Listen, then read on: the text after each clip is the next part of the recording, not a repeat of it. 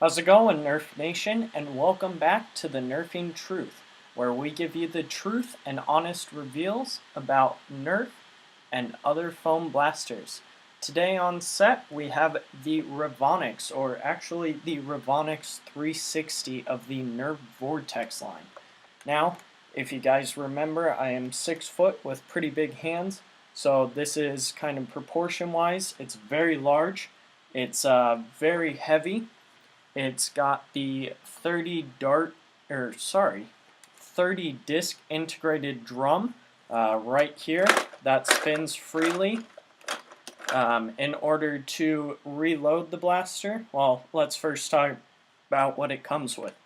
It comes just like this, and then you've got the 30 XLR discs. Now these ones are orange and with a white outside, just to match the paint job here. Otherwise, there's really nothing different from any of the other refills that you see. I have other green discs. They work just the same. They're all the XLR discs. So, in order to reload the blaster, you can actually do this while it is primed, while you're firing it, whatever. But all you gotta do is slip discs inside here. Each one holds 6 discs, making 5 little, whatever you want to call them, mini magazines inside of here. And then you would just rotate it onto the next one, and so on and so forth until they are all filled. Now, a few things about this blaster. There is actually a jam door, which is pretty much new for the Vortex line, as well as the, what am I saying here? The disc release button is right here.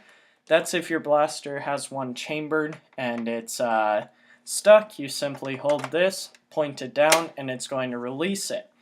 Now, the reason that it's got this jam door is it takes discs that are oriented like this and actually pulls them up here and then chambers them to flip them around to where they are oriented. Let's see if I can even get one out of here. Oriented like this. So they basically come up into here. When you push the handle back, it flips it and pushes it forward. So you can get jams with this blaster. I have not had really any trouble with it like that, but I do know of other Nerfers that have had that. Now, the Vortex line gets a pretty bad rap for its accuracy, as it causes the discs to spin, which actually then puts them more towards curving off to the right. Now, this blaster has a lot more power behind it, so they curve a lot later. Now, in order to fire the blaster, you simply pull the priming handle back, you push it forward. Now your disc is chambered, you pull the trigger, and you're good to fire. Now it actually does fire pretty dang straight and is good for trick shots. I'm probably actually going to use this in Nerf Wars. I know that's very surprising, as discs once again get a hugely bad rap, and I think that's pretty deserved.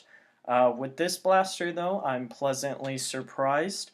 I'd probably give it a 7 out of 10. You know, it's not the greatest blaster, especially because it's heavy and it's for sure a two-handed blaster. But there are some cool features of it. One of the ones that I like is the jam door can actually be open while you're priming.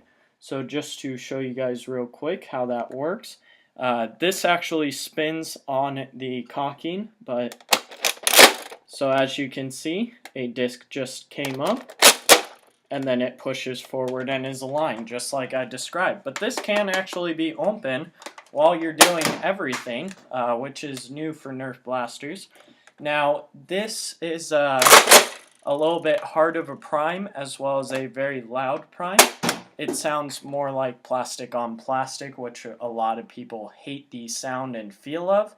It's actually not too bad once you run more discs through it.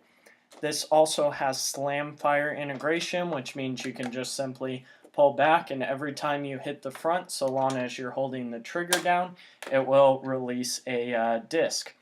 So that's pretty much it for the blaster. This front grip, holding it, it's very, it's kind of front heavy just because there's so much of it right here that when you're holding it and you're firing it a lot, it actually rubs against here and hurts quite a bit. That's definitely a downfall.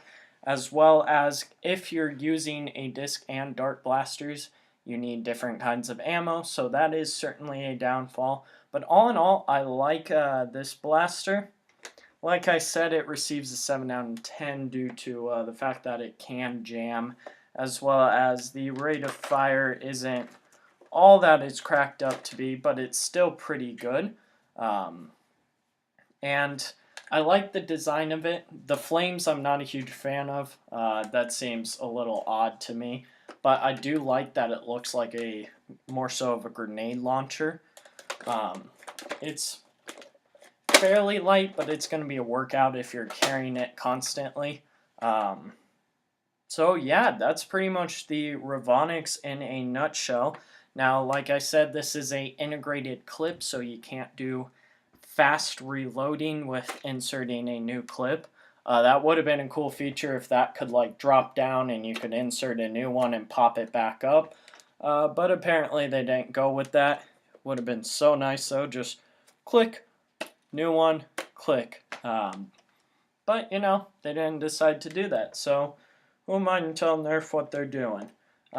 This is also a huge downfall. You've got the, don't know what to call it, basically the grip comes out like that, causing several of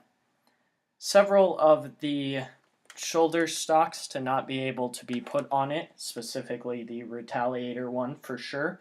But, you know, all in all, I'd recommend this blaster. I say that a little hesitantly just because of the disc functionality. Hold on one second, my little puppy's chewing a disc. Don't worry, I caught the little scoundrel red-handed, and the disc is going to be okay, and I'll be able to fire it. So, would I recommend it for Nerf Wars? If you like Vortex blasters, yes. If you don't, try it out first. It's a $40 blaster, and not necessarily worth the investment if you're not going to use it. Would I recommend it for HVZ as a backup heavy?